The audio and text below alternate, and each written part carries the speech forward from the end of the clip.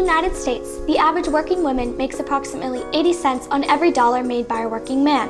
Over the course of her career, a woman could lose up to $590,000. There are over 75 million women in the workplace, and many of these women are affected by the wage gap and workplace inequality.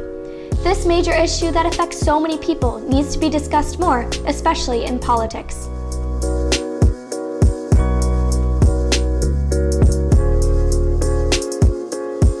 The overall gender wage gap is the average difference in salary between all working men and women, and it has been found that women make around 80% of what men make. For mothers, it's 71 cents.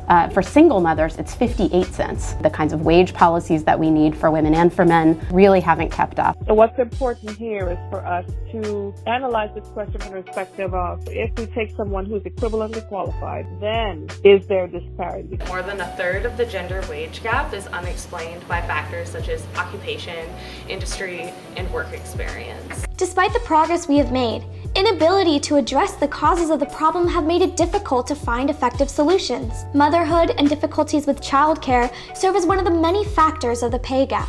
But there's still things that are keeping women back. We've got the gender pay gap. We have all of these burdens of care that often layer upon women. Women are often forced out of the labor force during their childbearing years and then have a hard time re-entering. If you are out of the workforce for some years to take care of children, that tends to impact your income when you go back into the workforce. Even without considering childcare, the pay difference can increase over time or in jobs that require higher levels of educational qualifications. You're almost starting off at a disadvantage, and that disadvantage only accelerates with time. And what is interesting is that the more educated you are, then that disparity is even larger. While this problem affects over 1 million women who make up 47% of the workforce, most politicians have neglected to discuss this issue or look for solutions. With the exception of Senator Elizabeth Warren, the field of Democratic candidates have avoided discussing or lack solutions to the wage gap. Candidates running for the Republican nomination, such as President Donald Trump or Representative Joe Walsh, have also not commented on the issue.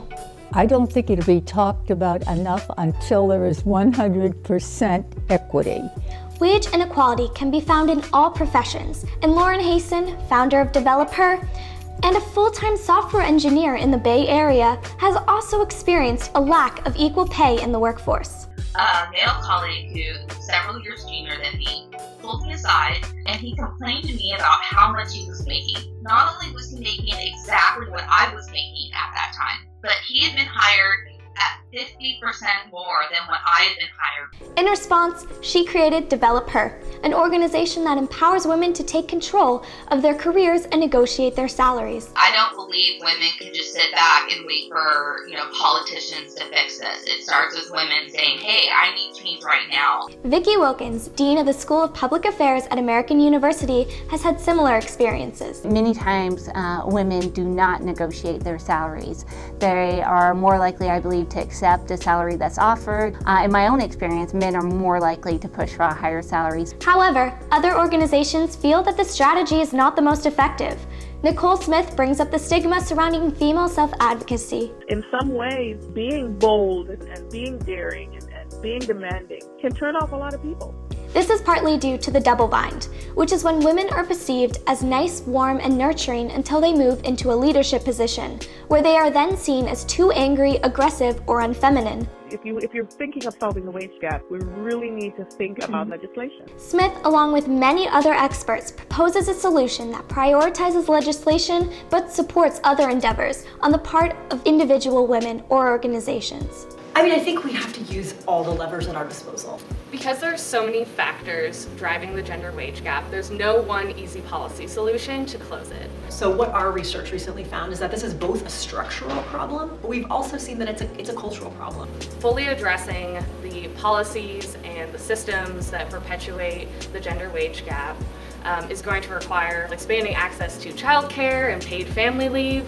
This can be done through the Family Act, sponsored by Representative Rosa DeLauro and Senator Kirsten Gillibrand, which will help to address the wage gap by creating a national program that would make paid leave affordable for employers of all sizes and for workers and their families.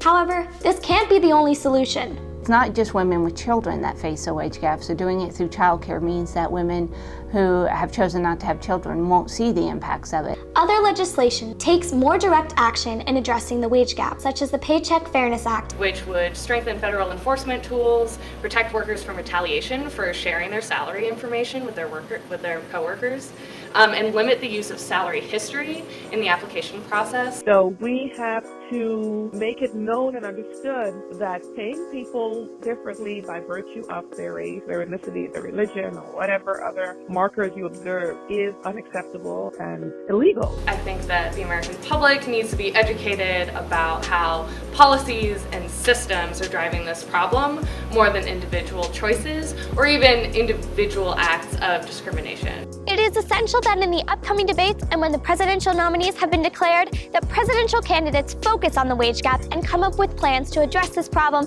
that affects millions of women all across the United States on a daily basis.